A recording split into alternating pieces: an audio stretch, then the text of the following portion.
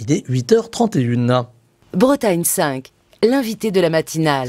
Et notre invité ce matin est Dominique Ramard. Il est président du syndicat départemental d'énergie des Côtes-d'Armor. Il est également maire de Saint-Juvat, jolie commune des Côtes-d'Armor. Il est venu jusqu'à nous au micro de Bretagne 5 ce matin pour être en direct dans la matinale. Je l'en remercie. Bonjour. Bonjour. Alors on va parler ce matin d'énergie essentiellement et un petit peu de politique autour de cette crise de l'énergie que l'on vit aujourd'hui. Crise qui est engendrée entre autres par deux facteurs, mais vous pourrez y répondre, Dominique Ramard, à savoir cette guerre en Ukraine, en tout cas autour du gaz, et ces restrictions de gaz puisqu'on n'est plus livré par la Russie ou très peu, et puis également cette crise de l'électricité cette fois-ci parce qu'on a moins de production en France, il y a des réacteurs nucléaires qui sont à l'arrêt. Ça pose un problème, j'allais presque dire historique. Effectivement, c'est un contexte particulier, puis qu'on n'avait pas vu venir comme ça. Enfin, effectivement, juste après la crise du Covid, il y avait déjà eu quelques tensions sur les marchés de l'énergie parce que la reprise économique avait fait qu'il y avait une forme de pénurie qui pouvait apparaître. On l'a entendu sur les semi-conducteurs, mais c'était le cas aussi sur les matières énergétiques. Et puis, forcément, la crise en Ukraine, donc avec l'invasion par la Russie, est venue en rajouter une couche, malheureusement. Donc, des tensions là sur le marché du gaz. Et comme le marché du gaz et le marché de l'électricité sont reliés, ça a aussi une conséquence sur le prix de l'électricité. Avec une gestion des marchés au niveau européen qui n'était pas forcément adaptée à cette situation. On gérait plutôt des excès de production par le marché européen, alors qu'aujourd'hui, il faut gérer des pénuries. Et ça, en fait, le marché n'est pas adapté. En tout cas, les modes de régulation ne sont pas du tout adaptés. Et là, on ne peut pas acheter et vendre de l'électricité, par exemple, ou du gaz aussi facilement qu'avant, puisque là, justement, tous les pays européens sont concernés. Voilà, donc de fait, il y a eu d'abord des concurrences. Par exemple, il y a eu des anecdotes avec des bateaux de gaz, notamment gaz de schiste en provenance de l'Amérique du Nord, qui étaient détournés à l'approche des ports européens. Il suffisait que les Chinois donnent un peu moins que les Européens et hop, le bateau pouvait aller vers Montoire, par exemple. Donc on voit bien que cette tension sur les marchés et sur les approvisionnements, donc là c'est sur le gaz, mais sur l'électricité, on a aussi la même chose, et vous le disiez tout à l'heure, le fait qu'on soit aujourd'hui avec une production plus faible qu'à la normale, avec 32 réacteurs sur 56 qui sont à l'arrêt, forcément, ça crée aussi des tensions là du côté de la production. Alors avec aussi un été qui a été très sec, cet été caniculaire, on a vu cette partie, j'allais presque dire très visible de cette canicule, à savoir les incendies, ces énormes incendies, mais il y a eu aussi ce manque d'eau et ça a aussi pénalisé la production d'électricité hydraulique. C'est vrai, alors on n'est pas trop concerné en Bretagne, même a priori aujourd'hui pas de baisse de la production hydroélectrique qui est quand même assez minimale donc, en Bretagne, mais effectivement dans les régions donc, montagneuses où une grosse partie de la production d'électricité renouvelable est faite à partir des barrages, moins d'eau dans les retenues, donc moins d'eau à turbiner et donc moins d'électricité produite. Donc effectivement aussi tension de ce côté-là. Moi, ce que je retiens, c'est qu'on voit bien que si on veut gagner en autonomie donc vis-à-vis de la question énergétique, il va falloir produire plus sur nos territoires. Donc certes, il y a des centrales à l'arrêt, il y a des difficultés de production en hydroélectricité, mais je pense que le développement des énergies renouvelables est aujourd'hui indispensable. Alors on le voit, ce développement des énergies renouvelables ici en Bretagne, avec les éoliennes. Alors ça ne fait pas toujours l'unanimité. On voit le problème des éoliennes en baie de Saint-Brieuc, mais aussi des éoliennes à terre, qui sont parfois mal acceptées par les riverains. On voit aussi le photovoltaïque qui se développe beaucoup. Et puis la méthanisation. Alors là aussi, la méthanisation qui ne fait pas forcément toujours l'unanimité. Mais il y a des moyens de production. Il va falloir les développer, mais il va falloir aussi préserver une forme d'environnement et de dialogue avec, par exemple, les riverains des éoliennes. Donc, bien évidemment, mais je trouve que ce qui apparaît là, c'est que l'électricité, le pétrole, le gaz, quand c'était produit loin de chez soi, finalement, on oubliait très vite comment c'était fait. Moi, aujourd'hui, je suis touché même, je dirais presque personnellement, par ce qui se passe en Ukraine. Le gaz russe, tant qu'il n'y avait pas le conflit, on s'en moquait. Maintenant, quand on sait que c'est du gaz qui finance un régime qui fait la guerre au bout de l'Europe, là, c'est plus la même chose. Il y a aussi un problème éthique, presque. Ah oui, moi, je le positionne vraiment sur ce champ-là. Sur le pétrole, la même chose doit aussi être posée. Aujourd'hui, quand on achète du pétrole au Moyen-Orient, là, il y a une question quand même qui se pose. Et puis, si on reste sur le gaz de schiste, qui était quelque chose qu'il fallait absolument dénoncer il y a encore quelques mois, maintenant que forcément le gaz russe n'est plus accessible, ce gaz de schiste produit quand même avec des pratiques sur le plan environnemental qui sont très discutables, là tout de suite il est moins sale qu'il n'était avant. Donc moi je pense que vraiment aussi il faut qu'on se dise que vis-à-vis de l'énergie, on peut plus en fait confier la production loin de chez nous dans des conditions qui ne sont pas acceptables, et donc forcément ça veut dire de la production chez nous, donc du biométhane, donc avec les méthaniseurs, de l'électricité renouvelable avec des éoliennes, avec du photovoltaïque, et donc ça veut dire accepter quelques désagréments, mais aussi grâce à la concertation, grâce au dialogue au niveau du territoire, des modalités qui restent à définir, et donc veiller à ce que ça ne se fasse pas au détriment des populations et de l'environnement chez nous. Alors on voit le retour en force aussi du nucléaire. Alors même si on le disait en commençant, les parcs sont aujourd'hui, en tout cas les réacteurs, quelques réacteurs sont à l'arrêt. Voilà, donc ça fait partie de la vie de ces réacteurs. Est-ce qu'il faut arrêter le nucléaire? C'est la grande question aujourd'hui. Ou au contraire, est-ce qu'il faut renouveler ce parc nucléaire pour ne pas risquer de manquer d'électricité? Moi, je pense qu'aujourd'hui, vu le contexte, on ne peut pas dire c'est ça ou ça. En fait, ça sera vraiment le nucléaire et les renouvelables. En fait, je pense qu'aujourd'hui, l'unanimité est presque en train de ressortir. Même les Allemands qui sont clairement anti-nucléaires de manière historique, eux, aujourd'hui, reconnaissent que le nucléaire, dans la période de crise, est quelque chose d'indispensable. Donc je pense qu'en France, il va falloir effectivement continuer à mixer notre production énergétique, et donc d'avoir et du nucléaire et de l'électricité d'origine renouvelable, et aussi se dire qu'on ne sera pas vers le tout électrique. Même si on va vers une électrification de notre modèle énergétique, on continuera à avoir besoin d'autres énergies, et notamment, moi je crois fortement au développement du biogaz dans des régions comme les nôtres. Alors avec aussi une demande exponentielle en énergie, alors on va pas faire le tour de tous les pays, mais en fait en France aujourd'hui on a tous notre téléphone mobile, notre box, et que sais-je encore, qui sont presque toujours 24 heures sur 24 connectés au réseau, et puis avec ces petites diodes rouges ou vertes ou bleues parfois, ça consomme tout cela. Est-ce qu'il va falloir aussi qu'il y ait quelque part une forme de pédagogie sur l'utilisation de l'électricité? Effectivement, là on a parlé production. L'autre levier, l'autre volet de la transition énergétique, moi je dirais même de la bascule énergétique qu'on va vivre, c'est de modifier nos habitudes de consommation. Donc effectivement, l'appel à la sobriété, maintenant la sobriété n'est plus un gros mot, on peut dire sobriété. C'était un peu contesté dans la voix du président de la République, mais ça c'est autre chose. Oui, mais moi je pense que c'est un terme où effectivement on fait le lien avec une autre sobriété, là plutôt du côté des boissons. Mais on va trouver d'autres termes, ça va venir. Mais en tout cas, l'idée de moins consommer, en tout cas d'être plus autonome sur ses choix de consommation, donc des fois de moins consommer, de ne pas consommer aussi, il y a des usages qu'on peut éviter. Bon, tout ça, tous ces petits gestes, ils vont compter. Bien sûr, les petits gestes, ça ne marche que si on est nombreux à les faire. Et donc il y a une forme aussi d'émulation qu'il va nous falloir créer. Et donc par exemple au niveau du syndicat départemental d'énergie, on a signé la semaine dernière avec RTE, Réseau Transport d'électricité, une charte qu'on appelle EcoWatt. Donc maintenant le dispositif commence à être connu. On l'a vu hier soir à la télévision. Effectivement, maintenant il y a la météo EcoWatt. Donc vous saurez les uns les autres si on est en situation de tension en termes d'approvisionnement électrique sur le réseau. Et donc il y aura une invitation sur le 8h-13h et le 17h-20h à diminuer ses consommations de façon à ne pas trop solliciter le réseau du fait du manque de production. Et donc on voit bien là que ces petits gestes, donc pour cet hiver, pour en gros qu'on puisse passer la difficulté d'équilibre entre production et consommation, ça va être indispensable. Et j'espère que cet hiver, ça sera aussi l'occasion de prendre de bonnes habitudes, de moins consommer, de moins gaspiller. D'autant qu'à 19 degrés, on vit très bien. Voilà, faut quand même le dire.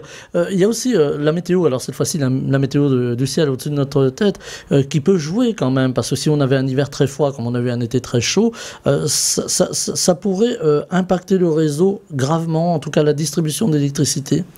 Alors RTE, donc Réseau Transport d'électricité, qui gère le réseau de transport d'électricité. Voilà, les grands pylônes à haute tension. Voilà, en gros, les lignes à 250 000, 400 000 volts sont gérées par RTE, donc c'est ce qui nous approvisionne, puis après il y a une diffusion sur le territoire. RTE est en charge de l'équilibre donc électrique au niveau national. Et donc là, il y a eu plusieurs alertes déjà de lancer, donc là du côté plutôt des décideurs. Depuis l'été, on nous dit effectivement la faiblesse de production, le risque aussi d'avoir un manque de soutien donc au niveau du réseau en cas de période de grand froid fait craindre donc des ruptures d'approvisionnement. On parle de baisse de tension à passer de 220 à 200 volts sur le réseau de distribution, peut-être aussi jouer sur certains donc avec des engagements donc de collectivités ou d'industriels, donc on appelle ça des effacements. On ne consomme pas à certains moments de la journée. Et puis également donc on parle de délestage. Donc ça faisait des années qu'en Bretagne, on ne parlait pas de délestage. Mais il pourrait y avoir des coupures localisées sur des périodes d'environ 2 heures, de façon à soulager le réseau. Donc ça, il faut qu'on s'y prépare. J'espère qu'on n'y arrivera pas. Mais on ne maîtrise pas la météo. Donc ça nous rappelle aussi que nous sommes dépendants des éléments naturels. Et en cas de grand froid, on peut en arriver là. Tous les petits gestes qu'on évoquait tout à l'heure, avec notamment EcoWatt, peuvent être utiles. Un exemple du côté des collectivités, on va travailler à ce que du côté de l'éclairage public, c'est symbolique, hein, c'est une consommation qui représente à peu près 15% de la facture d'électricité des communes costarmoricaines. C'est déjà ça.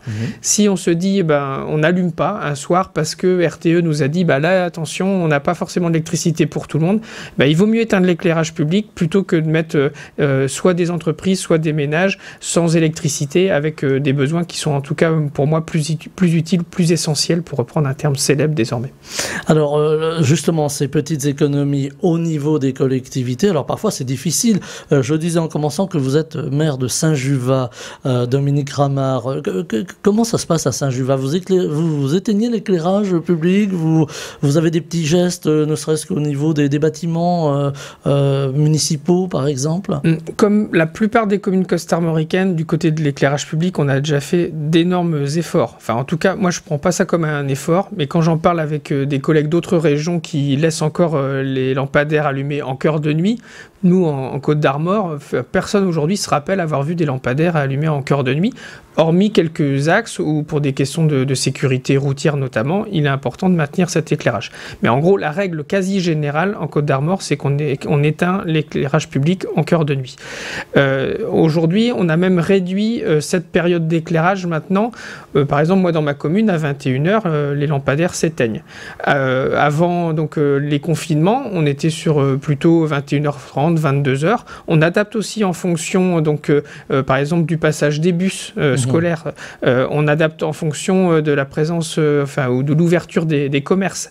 Donc voilà, il ne s'agit pas non plus de dire on va tout éteindre parce qu'il n'y en a plus besoin. Non, il y a encore besoin de cet éclairage public, mais ramenons-le donc vraiment à la réalité de ce besoin. Et donc ça, c'est une économie intéressante. Elle est surtout aussi à vocation pédagogique.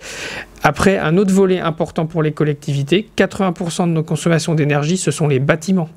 Et donc, c'est vraiment sur ce vecteur-là qu'il faut actionner donc, plusieurs actions. On a, nous, aujourd'hui, avec un certain nombre de collectivités, fait des audits énergétiques, fait des bilans, donc des diagnostics de la consommation de nos bâtiments. On est capable de dire, sur ce bâtiment, il y a des marges de manœuvre.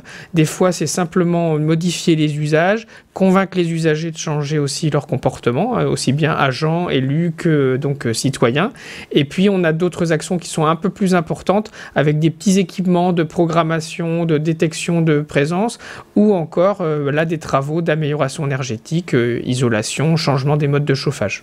Oui, parce qu'on voit certaines communes ou certaines villes parfois qui ont un patrimoine vieillissant de bâtiments publics qui, pour plein de raisons, parfois budgétaires, n'ont pas été rénovés, n'ont pas été isolés. Est-ce qu'à un moment ou à un autre, il faudra réclamer, alors on réclame beaucoup de sous à tout le monde en ce moment, mais réclamer une aide de l'État pour pouvoir refaire ces bâtiments, parfois, ou les isoler ou les modifier?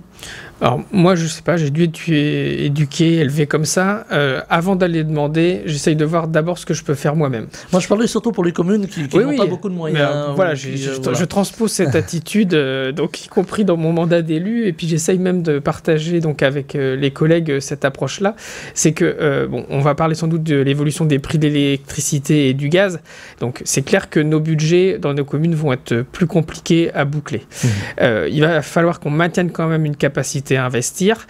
Et moi, je pense que maintenant, la priorité des priorités en termes d'investissement dans les collectivités doit être tournée vers la diminution des consommations d'énergie, maîtrise des consommations actuelles et aussi éviter de rajouter des consommations parce que nous n'aurons pas forcément les moyens de payer les factures. On en est presque là dans certaines communes. On a des maires qui, alors parfois de façon très symbolique, dans quelques villes françaises, on dit « Nous, on arrête, on ne paie pas notre facture ». Bon, c'est peut-être pas très bien, c'est peut-être pas très citoyen, mais on imagine qu'il y a une détresse aussi au niveau budgétaire, une alerte. Oui, alors des fois ils le décident, certains ne pourront même pas le décider parce qu'ils ne pourront pas payer. Enfin, il faut vraiment qu'on se rende compte.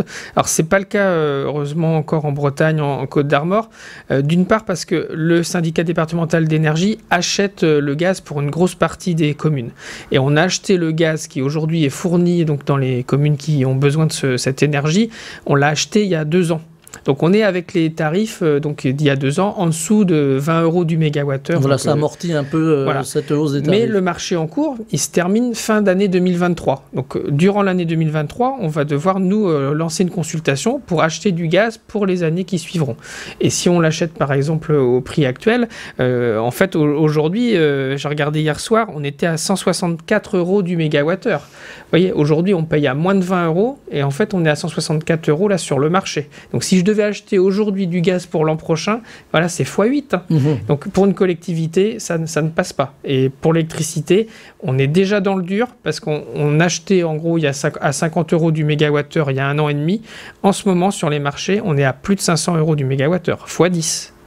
Est-ce qu'il faudrait imaginer à terme, après cette crise, elle prendra bien fin à un moment ou à un autre, on sait que l'énergie va continuer à augmenter, mais est-ce qu'il faudrait imaginer des mécanismes pour amortir justement, on ne pourra pas continuer ad vitam aeternam à augmenter l'énergie, on sera obligé de s'en passer pour de bon cette fois-là, et c'est impossible. Est-ce qu'il faudrait imaginer des mécanismes sur les marchés, par exemple, de l'énergie pour réguler, pour comprendre, pour aussi peut-être jouer un peu les gendarmes? Oui, moi je pense maintenant, là on voit bien les discours au niveau national ou européen sont très clairs là-dessus. Les marchés aujourd'hui réagissent trop vivement aux aléas donc géopolitiques ou même des fois d'accès à des gisements énergétiques ou de fait là aussi avec l'absence de production. On ne peut pas continuer à gérer donc ce bien essentiel qu'est l'énergie de cette manière-là. Donc il y aura des interventions. Par exemple, quand on dit maintenant taxer les super profits des grandes entreprises énergétiques, ça veut bien dire qu'on considère qu'il y a une rente là qui n'est pas normale. Il y a une captation par la puissance publique pour pouvoir l'affecter à des amortisseurs qu'on appelle bouclier énergétique, bouclier tarifaire. L'autre volet pour moi, c'est qu'il va falloir qu'on sépare le marché de gros. Donc effectivement, si les acheteurs et donc producteurs veulent en fait s'affronter et déterminer un prix pour le prix de gros et notamment le dernier mégawattheure utile, pas de souci. Mais derrière, il va falloir un marché de détail qui soit lui peut-être plus, en tout cas en phase avec la capacité des consommateurs, aussi bien les entreprises, les particuliers que les collectivités. Sinon, en fait, cette déconnexion aujourd'hui, si elle ne se met pas en place, on risque d'avoir vraiment des situations difficiles. On entend tous les jours des entreprises qui se disent je vais peut-être arrêter de produire parce que de toute façon, à ce prix de l'énergie, ça passe pas. Les particuliers, on va avoir de la précarité énergétique qui va se développer. Moi, ça fait partie de ma grande crainte pour la fin de l'année, début d'année prochaine, quand les factures vont être moins protégées puisque le bouclier tarifaire va être moins fort. On va avoir des situations compliquées dans certaines familles.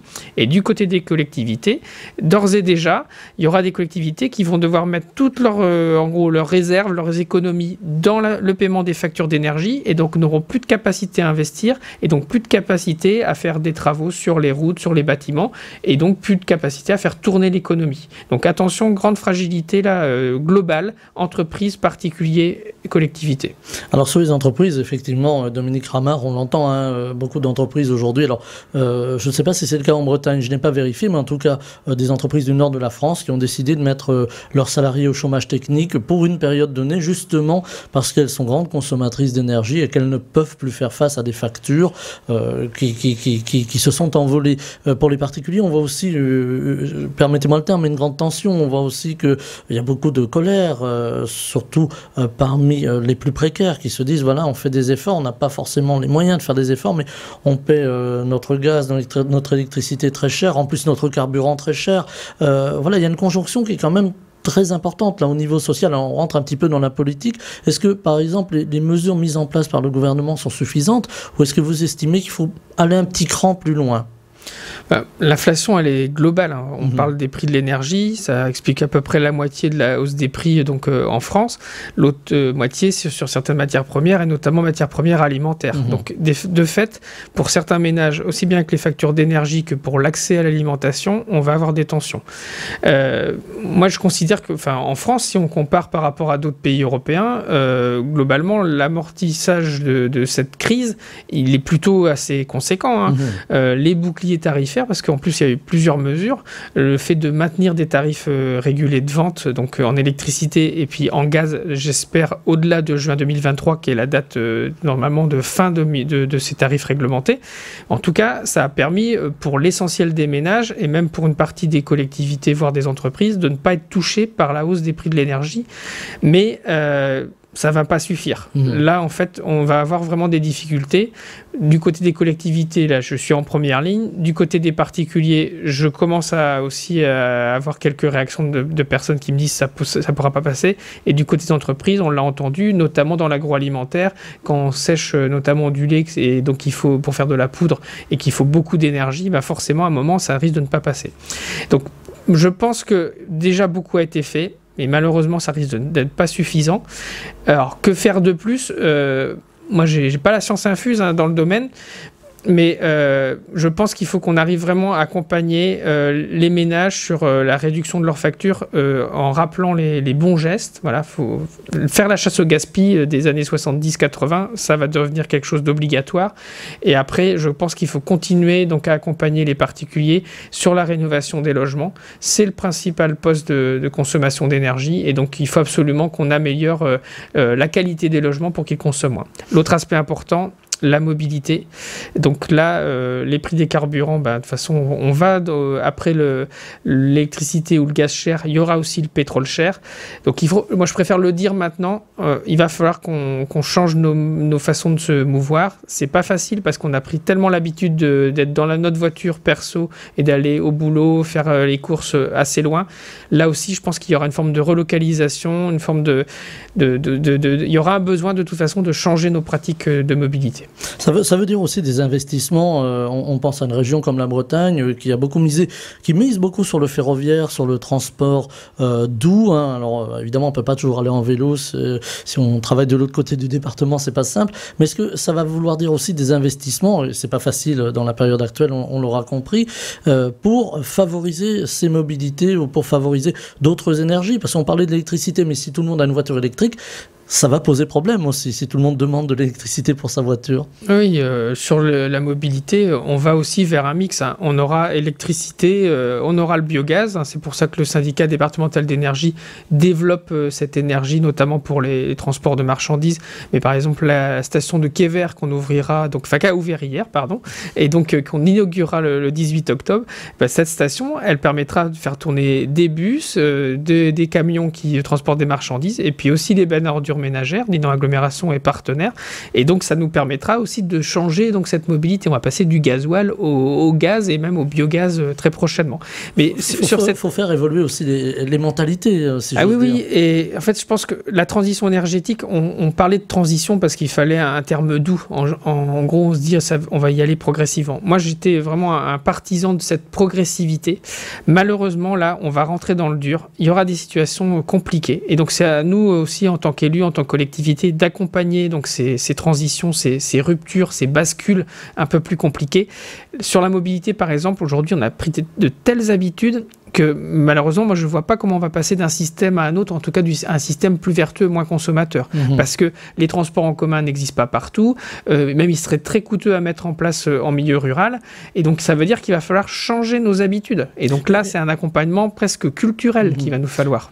Parce que pour acheter une voiture électrique, par exemple, bon, ça coûte quand même, c'est un investissement. Bon, il y a quelques aides, elles sont là, évidemment, on va pas le nier, mais pour un ménage précaire, c'est difficile d'acheter une voiture électrique. Oui, et c'est pour ça qu'il ne faut pas se dire qu'on va changer son véhicule diesel pour prendre une voiture électrique ou même une voiture au gaz. C'est qu'on va devoir changer même de type de voiture. C'est la fin de la grosse bagnole. Hein. Enfin, c'est un peu caricatural aussi que de parler comme ça. Mais en fait, avoir une voiture moins lourde, ça permet de moins consommer.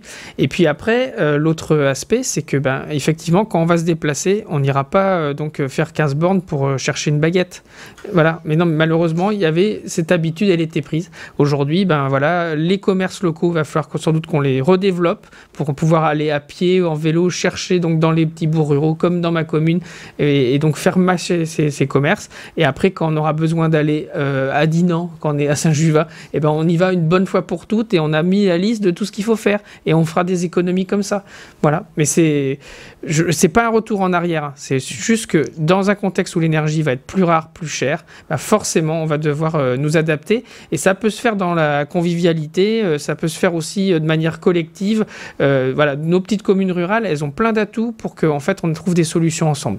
Je le confirme et je vais chercher ma baguette ou mon pain à pied. Bravo. Voilà, je n'ai plus de vélo, mais bon, j'y vais à pied. Voilà, ça c'était pour le petit clin d'œil. J'ai une petite voiture. Voilà, ça c'était pour le petit clin d'œil. Merci en tout cas, Dominique Ramard. Il nous manque du temps pour développer, mais vous reviendrez pour en parler de ce problème ou de ces problèmes de l'énergie qui vont être importants. Mais voilà, il y a des solutions qui existent. Il ne s'agit pas évidemment de noircir le tableau. Dominique Ramard, président du syndicat départemental d'énergie des Côtes-d'Armor, maire de Saint-Juvat, très jolie commune, très fleurie, qui fait des efforts aussi pour que bien tout le monde soit bien dans sa commune, et c'est pas la seule, je le confirme. Merci beaucoup d'être venu au micro de Bretagne 5 ce matin. Merci à vous. Bretagne 5 matin, Stéphane Hamon.